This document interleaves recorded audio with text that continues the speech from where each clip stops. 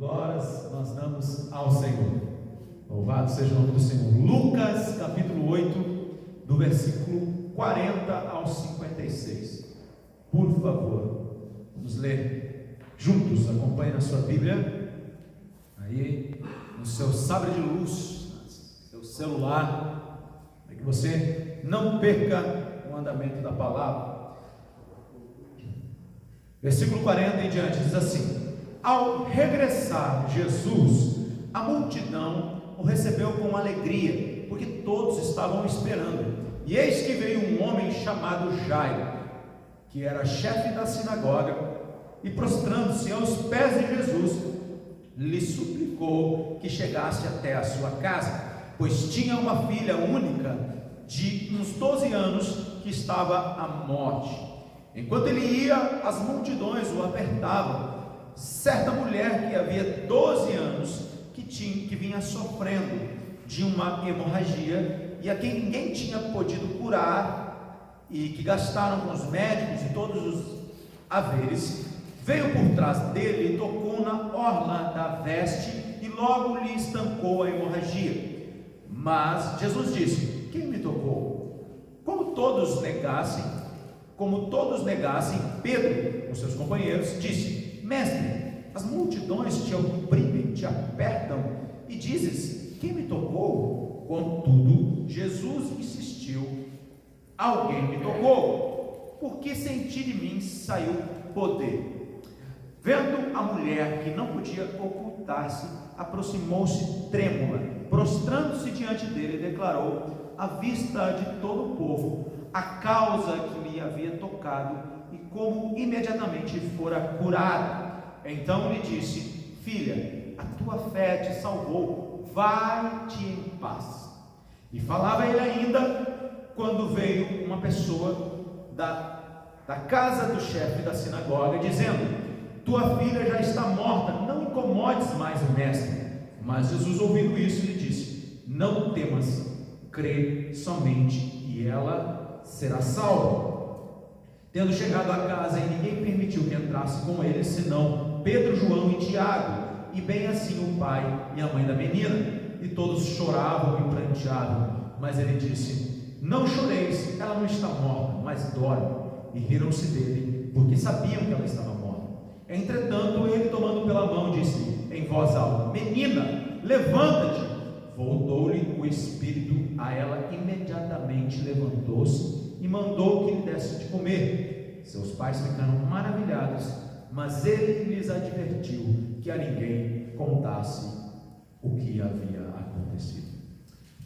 Senhor meu Deus, nós estamos diante, Senhor, a tua santa e poderosa Escritura, a palavra, Senhor, que tem poder para nos transformar, Senhor, tem poder para nos ensinar, Deus. E diante disso, Senhor, nós desejamos que o nosso coração nessa noite seja uma terra fértil para a semente da tua palavra. Espírito Santo, rega, Senhor, nas nossas vidas, joga, Senhor, essa palavra, que ela venha penetrar no mais íntimo do nosso coração, e possamos sair daqui, Senhor, plenamente, Senhor, confiantes no Senhor e quem Ele é, na pessoa de Cristo. Obrigado, Senhor, pela tua graça, pela oportunidade que temos, pelo privilégio que temos nessa noite de estar, Senhor, na igreja, na tua casa, Senhor, para te exaltar e ouvir a tua palavra. Obrigado, Senhor, por esse privilégio que tu separou para nós. Em nome de Jesus, amém e amém. Amados, nós estamos em um tempo, onde nós necessitamos, nós precisamos olhar para a nossa esperança, para a nossa verdadeira esperança. E a melhor coisa quando nós estamos cansados, desanimados, em um momento difícil da nossa vida, é sermos renovados na nossa esperança em Jesus. Não há nada melhor para acontecer conosco em um momento de dificuldade nossa, em um momento, em uma situação adversa, nós sermos renovados no nosso interior na esperança em Cristo. Não há nada melhor do que isso para um cristão, sermos renovados na nossa esperança em Jesus. Amados, as coisas, à nossa volta, elas não estão fazendo muito sentido. A única coisa que pode restaurar o nosso ânimo, a nossa vida por completo, o nosso ânimo diante da vida, é o próprio Jesus, que é o autor da vida. Ele é o único que pode avivar, né? Chama isso de avivamento. Isso é um avivamento. E somente o Espírito de Deus, somente o Espírito Santo pode produzir no nosso interior avivamento, que é nos trazer a vida novamente. Amados, todos nós possuímos expectativa. Todos que estão aqui vieram hoje aqui na igreja com uma expectativa. Criou uma expectativa no seu coração. Nós viemos à igreja com uma expectativa. Nós servimos a Deus, nós temos uma expectativa. Nós lemos a palavra, nós temos uma expectativa. O ser humano, ele tem isso é natural de todo homem ter uma expectativa, ter algo que ele espera que aconteça. Ele faz algo e espera que algo aconteça. Então nós viemos à igreja hoje com uma expectativa, a expectativa de ouvir a palavra, a expectativa de talvez receber um milagre da parte de Deus, a expectativa de vir somente adorar a Deus, a expectativa de ver os amigos, os irmãos. Isso são expectativas que nós criamos ao vir à casa do Senhor.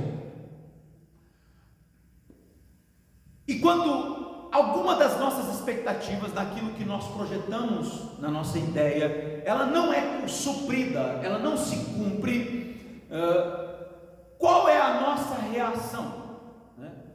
Daqui a pouco você vem ao culto, espera que o culto seja um culto de louvor, adoração e palavra, e você chega aqui, o louvor é um louvor que você não conhece. Daqui a pouco a palavra é uma palavra que te deixa desconfortável. Sabe aquela palavra que você ouve e fica se torcendo na cadeira? Não estou gostando de ouvir isso aí, né? Você está mexendo com o meu... frustrou minha expectativa. Eu queria vir aqui e receber a Jesus. Eu queria um afago hoje, eu queria um colinho, e parece que aquela palavra bem que me incomoda, sabe? Se você sentiu um incômodo durante as palavras que nós ministramos aqui, é porque Deus está falando contigo. Então, se você começar a se mexer na cadeira e dizer, não estou gostando disso, é sinal de que você precisa mudar nisso. Então, já fica ligado nisso aí. Quando você ouvir uma palavra assim, não estou gostando disso aí, é porque está mexendo no pecado da sua alma. Geralmente é isso que acontece. Quando a palavra nos incomoda, é porque nós precisamos ser mudados naquilo. Então, eu nunca me esqueço, tem um amigo nosso aqui da igreja que chegou e disse assim, ele estava meio distante da igreja, um dia chegou aqui assim, e aquele dia assim que aquela palavra estava assim, aquela de boxeador, né? Era uma palavra daqui, pum, e aí uma palavra daqui, pum, pum, de cima, de baixo. Diz que ele saiu daqui do culto assim, saiu zonzo, assim, tipo, o que foi que aconteceu aqui? E depois daquilo ele nunca mais largou de estar nos caminhos do Senhor, na casa de Deus. Não que a pessoa tivesse abandonado os caminhos de Deus, porque isso a pessoa que se converteu, ela nunca abandona os caminhos, ela passa por um momento difícil na sua vida, né? Um momento de angústia, de tristeza que o afasta de estar na comunhão. Mas isso não significa que a pessoa esteja afastada de Deus. Eu já vi muitas vezes as pessoas colocarem essa questão, a pessoa não está na igreja, ela está servindo ao diabo. Isso não quer dizer. Se ela realmente nasceu de novo, ela pode estar passando por um deserto da sua vida. E então, eu nunca me esqueço desse testemunho desse irmão, que ele diz isso, que ele veio aqui, apanhou, saiu daqui, né, voltou para os caminhos da congregar na igreja. Então, se a palavra estiver te boxeando, é porque... Mas eu acho que hoje não é agressivo, hoje não é... Então, a gente cria uma expectativa, de vir aqui, ouvir alguma coisa, e daqui a pouco, quando não acontece a nossa expectativa, né? De que forma que nós reagimos diante as coisas que acontecem que não nos é suprida a nossa ideia perfeita de acontecer? Amados, aqui na história de Jairo, ela acontece mais ou menos assim. Jairo, ele não foi suprido na sua expectativa. Olha lá, Lucas 8, 40 ao 42, vamos ler o texto. Nós vamos ficar com a sua Bíblia aberta para a gente ir acompanhando alguns textos aqui. 8 do 40 ao 42, olha o que diz assim o texto. Ao regressar Jesus, a multidão o recebeu com alegria, porque todos estavam o esperando. E eis que veio um homem chamado Jairo, chefe da sinagoga, e prostrando-se aos pés de Jesus, lhe suplicou que chegasse até a sua casa. Amados, Jairo, ele está severamente desesperado, ele está muito desesperado. A prova disso é que ele pede socorro a Jesus, e para um chefe de sinagoga, né, para alguém da postura social que Jairo estava, se prostrar diante a Jesus é porque realmente ele estava desesperado. Em condições normais, Jairo jamais se prostraria diante de Jesus em condições normais. É porque realmente ele estava num desespero total, né? Ele era um líder religioso. O líder religioso goza de uma reputação muito elevada diante da sociedade. Então, para ele realmente se humilhar daquela forma de recorrer a Jesus, é porque realmente ele estava desesperado. Ele realmente estava numa condição de desespero. E amados, quando nós estamos desesperados, a primeira coisa que nós perdemos é esse senso, né? A gente não quer saber se a gente está com o cabelo arrumado, a gente não quer saber se a gente está com a roupa ideal. Se a gente estiver no meio do desespero, a gente esquece a nossa posição social, o nosso dinheiro, a nossa faculdade, parece que tudo vai por água abaixo. É exatamente isso que acontece conosco, que aconteceu com Jairo. Jairo esqueceu de todos os protocolos, né? E quebrou o protocolo, né? E é isso que acontece conosco muitas vezes, né? Esse senso da posição social que nós temos, né? Quando nós estamos desesperados, nós não queremos saber de nada, absolutamente nada disso. Nada mais importa. Nós quebramos o protocolo, nós nos humilhamos, né, para conseguir aquilo que nós queremos, né? Sair daquela condição de desespero, né? E Jairo, ele sabia que Jesus podia curar a sua filha. Jairo tinha consciência disso. Ele sabia da fama de Jesus. Por isso que ele recorre a Jesus, né? E ele recorre sem nenhum orgulho. Ele deixa tudo isso de lado. O único interesse dele era ver a sua filha curada. A expectativa de Jairo é que Jesus realmente curasse a sua filha. Então Jairo criou essa expectativa. Eu sei que Jesus pode curar, eu vou até ele e Jesus vai curá-la. E Jairo, quando ele foi até Jesus, ele criou na sua ideia uma ideia perfeita da cura do milagre. Olha, eu vou chegar lá, vou falar com Jesus, Jesus vai vir correndo, né, até a minha casa e vai curar a minha filha. Ele criou uma expectativa. E até ali, aquele momento, estava tudo dando certo, né? Porque após Jairo falar para Jesus da situação, da sua necessidade, Jesus já começou imediatamente a caminhar na direção da sua casa. Então estava tudo dando certo, estava tudo dentro do escopo, dentro do script, né? Estava tudo dentro está tudo dando certo. Olha, eu já falei com Jesus está indo na minha casa, né? Já deve estar com aquela compreensão, deu tudo certo, Jesus vai lá, está resolvido o problema.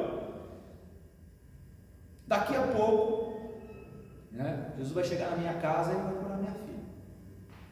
Mas algo no caminho muda, algo acontece que no caminho há uma mudança, né? A ideia ideal de milagre que Jairo tinha criado na sua cabeça, né, ela começa a mudar, né? Sai da ideia que ele tinha, né?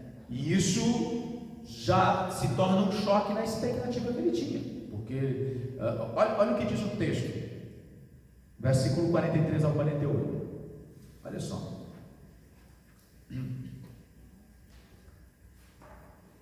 Começamos um pouquinho antes ali, né? Enquanto ele ia, né, Jesus estava indo já na direção da casa de Jairo. As multidões o apertavam. Certa mulher que havia 12 anos, né, a mesma idade da filha de Jairo, né, que coincidência, eu até não entendi por que 12 anos tinha a menina e 12 anos tinha essa mulher, 12 anos que ela também estava sofrendo de uma hemorragia, e a quem ninguém tinha podido curar, e que lhe gastara com os médicos todos os seus haveres, veio por trás dele e tocou na orla da sua veste, e logo lhe estancou a hemorragia. Mas Jesus disse: quem me tocou? Como todos negassem, Pedro com seus companheiros disse: Mestre, as multidões te apertam e te oprimem, e dizes: quem me tocou? Contudo Jesus insistiu: alguém me tocou, porque senti que de mim saiu o poder. Vendo a mulher que não podia ocultar-se, aproximou-se trêmula e, prostrando-se diante dele, declarou à vista de todo o povo a causa que por que havia tocado, como imediatamente fora curado. Então lhe disse: filha, a tua fé te salvou, vai em paz. Eu fico imaginando Jairo no seu desespero, na sua expectativa, olhando a cena. Ele deve estar pensando assim: por que essa mulher tinha que aparecer logo agora? Estava tudo dando certo, Jesus estava indo na minha casa e essa mulher me aparece. Porque aqui no texto que nós lemos, não diz o tempo, mas Jesus ficou um tempão ali em diálogo com essa mulher. E Jairo assistindo aquela cena: meu Deus do céu, a minha filha vai morrer. A angústia, a ansiedade no seu coração deveria estar passando na sua cabeça. Vamos lá, Jesus, larga essa mulher de mão, cara, larga de papo com essa mulher, cara, vamos lá. Estava tudo dando certo, essa mulher está atrasando. Jesus, justo hoje, justo agora que eu preciso, né? Essa mulher está com a hemorragia faz 12 anos, e já hoje ela veio pedir ajuda de Jesus, logo agora, porque não deixou passar, né? Veio atrapalhar os meus planos. É isso que estava passando provavelmente na cabeça de Jairo. A Bíblia não diz, mas se fosse eu, estaria pensando a mesma coisa na condição, né? Essa mulher está atrapalhando. Amados, não é isso que às vezes acontece na nossa vida? Não é isso que acontece conosco muitas vezes? Quando às vezes nós somos tomados por uma grande expectativa, uma grande esperança em algo que Deus vai fazendo na nossa vida, na nossa casa, e algo no meio do caminho acontece que muda completamente os nossos planos, a nossa ideia, altera aquele projeto que nós tínhamos, aquele escopo ideal de que as coisas iriam acontecer, né? Muda o nosso projeto ideal. Muitas vezes acontece isso conosco. Quem diria que tu estarias aqui, pastor Paulo, na igreja Batista Filadélfia de Eldorado do Sul? Irmã Lia era fiel, escudeira na Assembleia de Deus, e hoje está aqui, louvando ao Senhor. Quem diria que você estaria aqui? Algo mudou, o plano mudou, o plano não aconteceu como você tinha projetado. No seu escopo ideal era outra coisa que ia acontecer. Seu casamento, a sua família, seu ministério, a sua faculdade, o seu emprego tinham um projeto ideal, mas algo aconteceu que não estava no seu script. Às vezes acontece isso. Não, eu vou estudar, agora eu vou fazer minha faculdade e no estágio eu já vou entrar numa multinacional e aí eu vou terminar minha formação e aí eu vou me tornar um engenheiro, um administrador, gerente e no meio do caminho você perde a faculdade, perde dinheiro, perde o emprego e nada disso acontece. Não, porque agora eu vou fazer tal coisa e aí no meio do caminho algo muda os planos, algo altera os planos, o escopo ideal que nós tínhamos. Amados, aqui para Jairo era tudo muito esquisito o que estava acontecendo ali. Olha o texto, o verso 45. Olha que interessante. Jairo assistindo aquela cena, né? Ele assistindo aquela cena de Jesus conversando com aquela mulher. No versículo 45, olha o que diz ali. Mas Jesus disse: quem me tocou? né? Como se todos negassem, Pedro, com seus companheiros, disse: Mestre, as multidões te apertam e te oprimem. Diz: quem me tocou? Né? Já deve ter pensado consigo: me parece uma pergunta sem sentido. Está todo mundo ali apertando, uma multidão apertando. É claro que alguém tocou nele, estava apertando ele ali, né? Eu já deve ter pensado assim: agora Jesus vai dar uma de filósofo agora no meio da multidão, que vai ficar filósofo, não, alguém me tocou aqui e tal. Já deve ter pensado assim: está muito esquisita essa pergunta, né? Na verdade, a pergunta de Jesus, ela tinha um objetivo, ela foi muito peculiar, mas o intuito de Jesus era despertar algo na mulher, né? A pergunta não teve nada a ver com Jairo ali, ou com a multidão, mas a pergunta foi justamente para despertar aquela mulher, né? Para que aquela mulher quebrasse o protocolo na sua vida também. Ela tinha uma expectativa, só que ela não queria ser vista. Aquela mulher era uma mulher impura, né? Excluída e marginalizada da sociedade, e ela não queria ser vista. E aí Jesus: alguém me tocou. Quem me tocou? Justamente para que aquela mulher, né, mexesse com o interior daquela mulher. E Jesus fica naquele diálogo, batendo papo com a mulher, né? E Jairo ali, tomado de ansiedade no seu coração, né, e se perguntando, né, para que tanta conversa com essa mulher? Por que Jesus tem tanto papo para bater com essa mulher? E algo acontece, pior ainda. Verso 49, olha lá, Lucas 8, 49. Olha o que diz. Jesus estava lá batendo papo com a mulher, né? Logo após ela ser curada. Olha o texto que diz: falava ele ainda, quando veio uma pessoa da casa do chefe da sinagoga, dizendo: tua filha já está morta, não incomodes mais o mestre. Então, agora a coisa piorou de vez, né? Se tem a coisa pior para um pai ou para uma mãe na vida, é ter que sepultar um filho. Não há nada, acho que não há nenhuma dor pior para uma mãe ou para um pai ter que sepultar um filho, né? Há pais que dizem que preferem morrer no lugar dos filhos do que sepultar os seus filhos. Diz assim: olha, eu prefiro morrer no lugar do meu filho do que deixar ele morrer. Então, não existe coisa pior. Então imagina no dia, Jesus lá batendo papo com a mulher, e aí chega lá na casa dele lá e diz assim: olha, não precisa mais importunar Jesus ali, porque acabou, seu filho já morreu. Aí, né?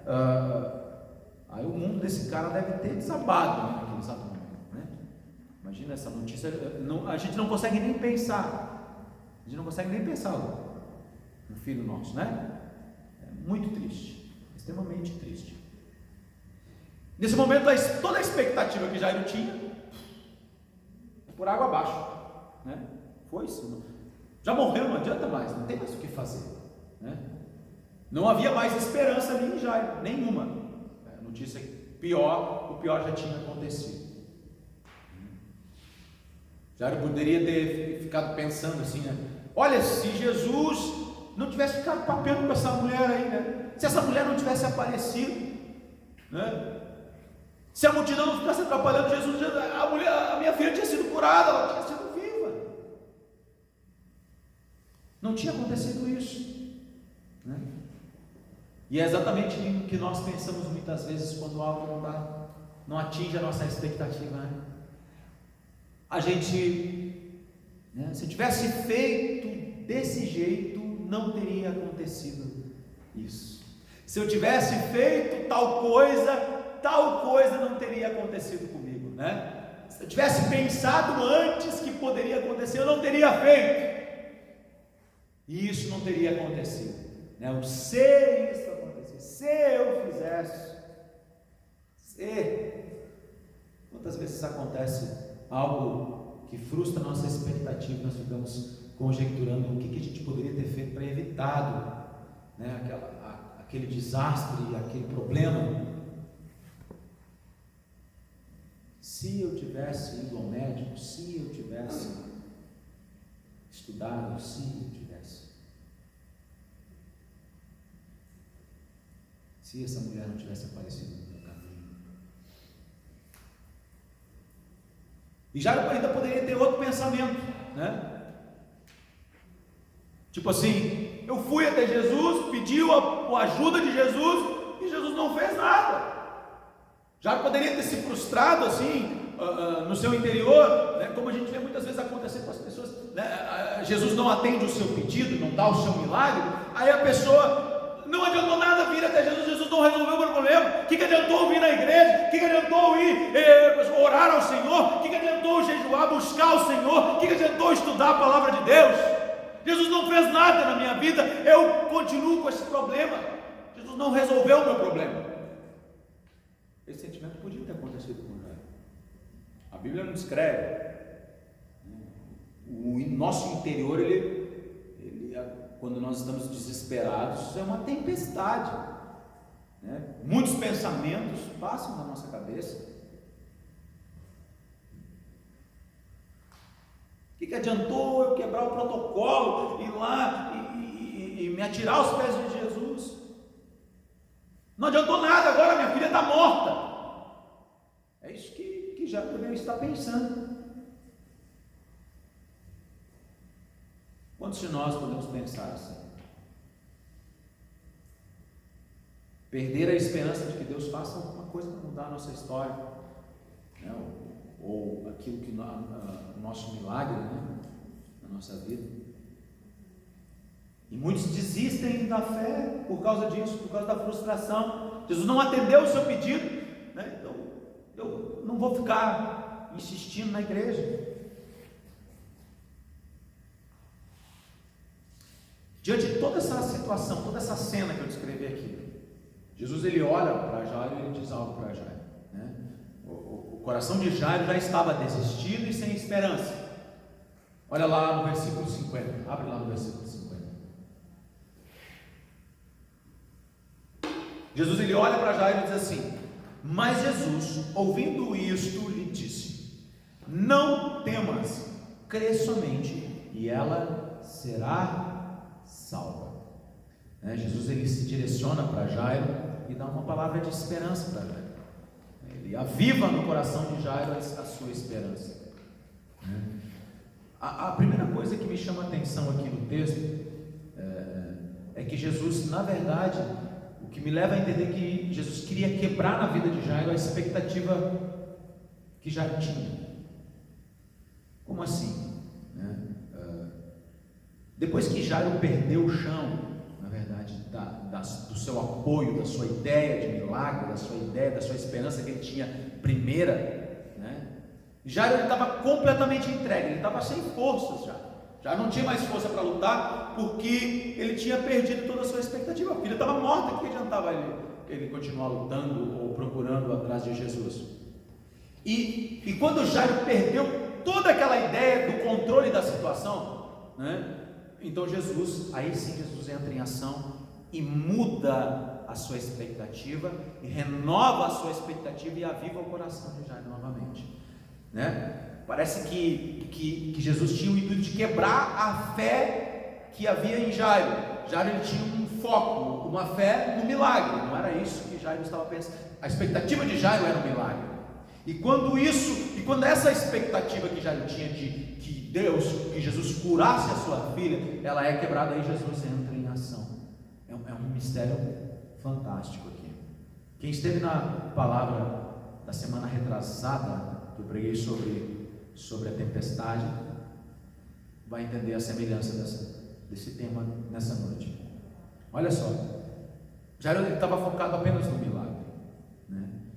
E quando essa expectativa dele, do milagre, da cura é quebrada, então Jesus ele chama a atenção de Jairo para ele. Jesus ele olha para Jairo e ele diz assim: Jairo, não temas, crê somente em mim, crê nas minhas palavras. Jairo, não temas, olhe para mim, Jairo, creia em mim no que eu estou te falando. É isso que Jesus faz com Jairo. Quando Jairo perdeu as esperanças, perdeu as suas forças, aonde estava a confiança? Na verdade, Jairo estava na confiança na coisa errada, ele tinha uma confiança no milagre e não na pessoa de Cristo. Depois que isso caiu por terra, então Jesus chama a atenção de Jairo, para de olhar para o milagre e olha para mim, creia em mim e creia no que eu estou te dizendo, não temas, Jairo. É isso que Jesus faz com Jairo. Não temas, crê somente. Deixa a sua autossuficiência de lado, Jairo.